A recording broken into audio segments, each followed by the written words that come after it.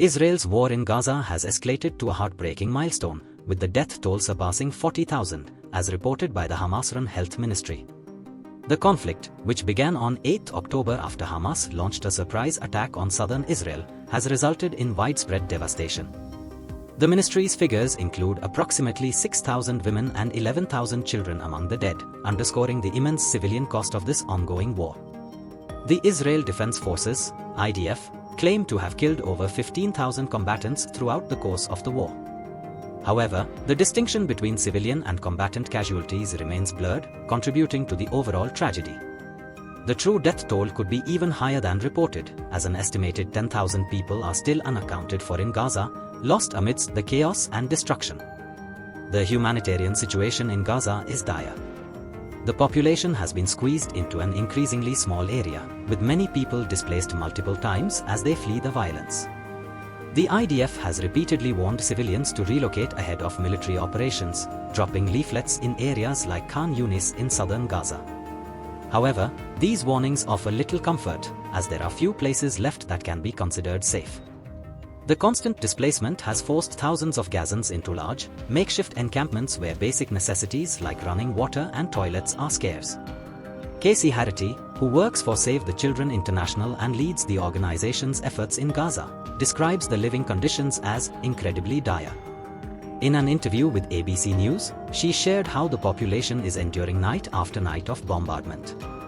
Harity considers herself fortunate to have a building to sleep in, while the majority of Gaza's population is forced to live outdoors, exposed to the elements and ongoing violence. The encampments, filled with tents occupying every available piece of land, have become breeding grounds for disease.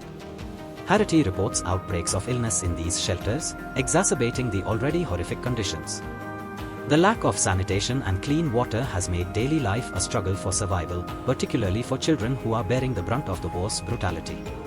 Schools, which were once deemed safe spaces by the United Nations, have also come under fire. The UN Human Rights Office has reported that at least 21 schools in Gaza have been targeted by the IDF since early July. The IDF accuses Hamas of using schools as shields for their operations, but this has rendered these supposed sanctuaries unsafe for civilians. Ghada al-Haddad, a Palestinian working for the British-based non-profit Oxfam, shares that the fear is so pervasive that families often choose to stay together at night, preferring to die as a unit rather than risk losing loved ones. Al-Haddad further describes the psychological toll on children in Gaza. Many have become so accustomed to the sounds of war that they can distinguish between the noise of an Israeli airstrike and an artillery shell.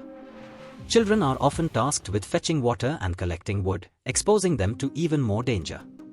This war is very severe, very brutal, and it doesn't come to an end, Al-Haddad told ABC News. The impact of the war on Gaza's children is particularly harrowing. Harity notes that children's smaller bodies make them more vulnerable to the effects of explosions. When a blast like that goes off, they're thrown farther, they're thrown faster, their bones bend and break, she explained, highlighting the grim reality that children have become the war's most significant victims. The IDF maintains that it uses high-precision weaponry and intelligence to minimize civilian casualties. However, the staggering death toll and the continuous suffering of Gaza's population tell a different story. As the conflict drags on, the hope for peace seems distant, leaving countless families to endure unimaginable pain and loss.